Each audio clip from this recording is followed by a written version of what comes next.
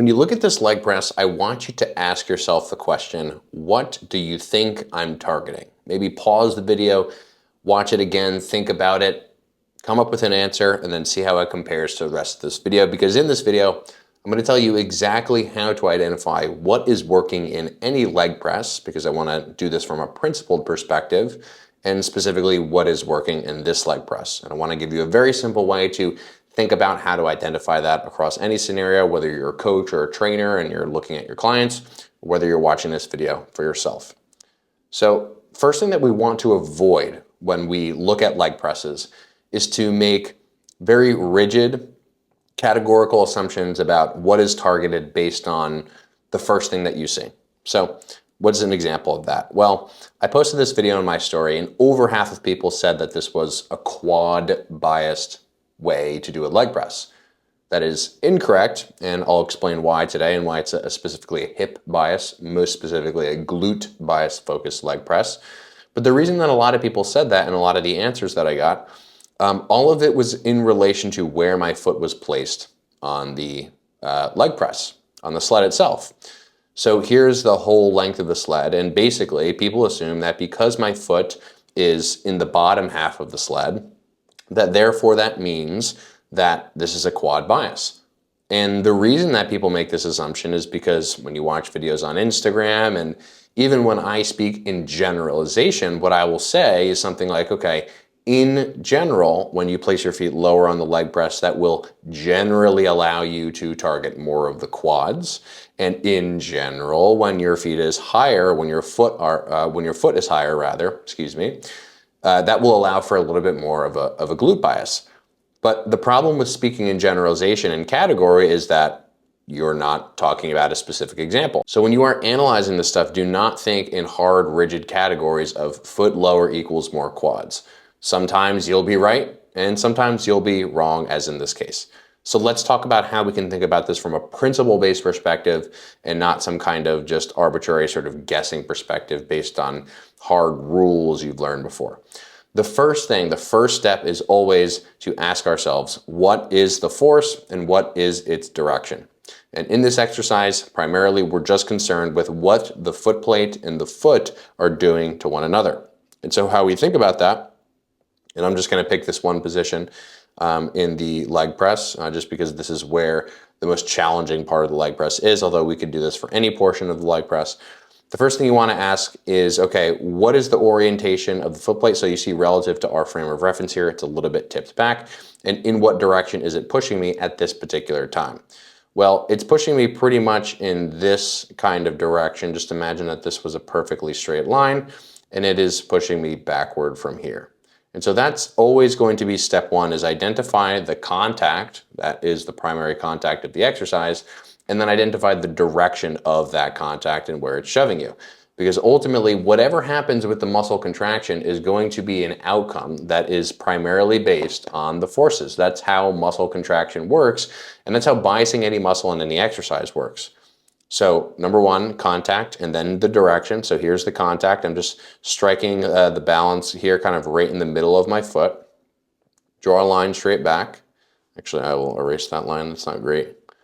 So here's my line, and then I'm going to ask myself, okay, what is this doing to the hip versus what is it doing to the knee? Well, the way that I would figure that out is I would basically identify, okay, where's the knee? There's the axis of the knee. The hip is somewhere down here. And I'm going to just draw lines, line number 1 and line number 2. And I want you all to identify which line is longer. Now, this doesn't tell the whole story because there are, of course, other factors here. But I want you all to notice how much longer this line, i.e. the hip line, is compared to the knee line.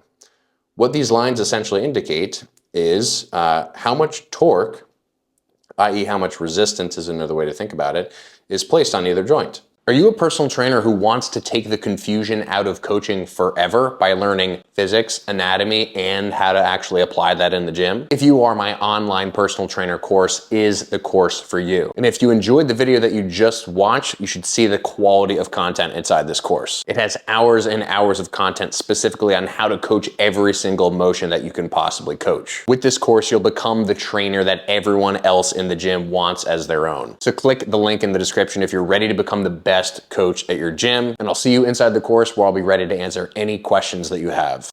And so given that the direction of force is much, much farther from my hip, not only in that position, but in pretty much all other positions during this exercise. So let me pause it kind of, let's say like halfway, right? Go through that same process.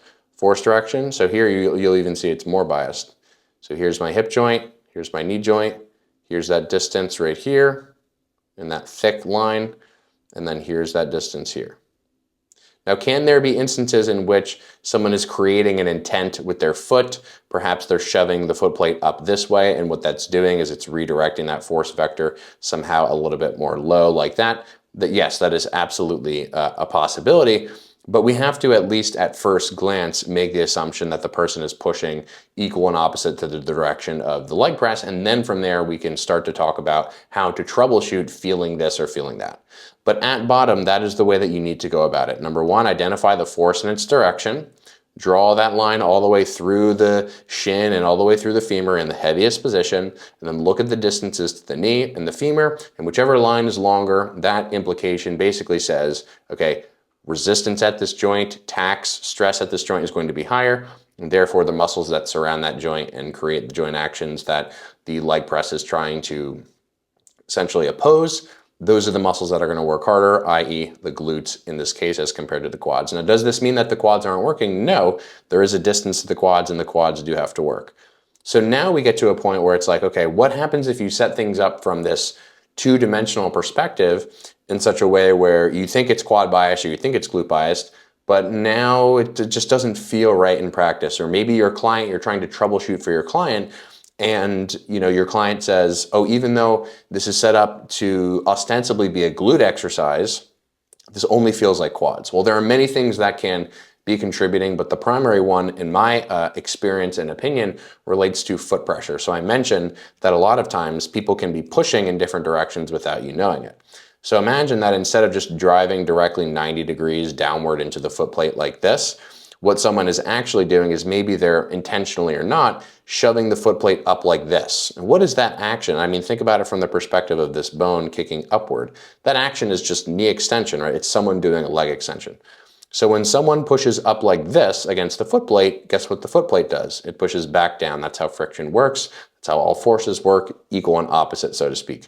So instead of this line being nice and clean, kind of right 90 degrees through the foot, this line, as I mentioned earlier, would be of a vector that was kind of more like this, right? And now all of a sudden we're ending up with such a long distance here and a little bit of a shorter distance here on a relative basis. So is it possible to make this more quad biased without even visually changing anything? Yes. Why?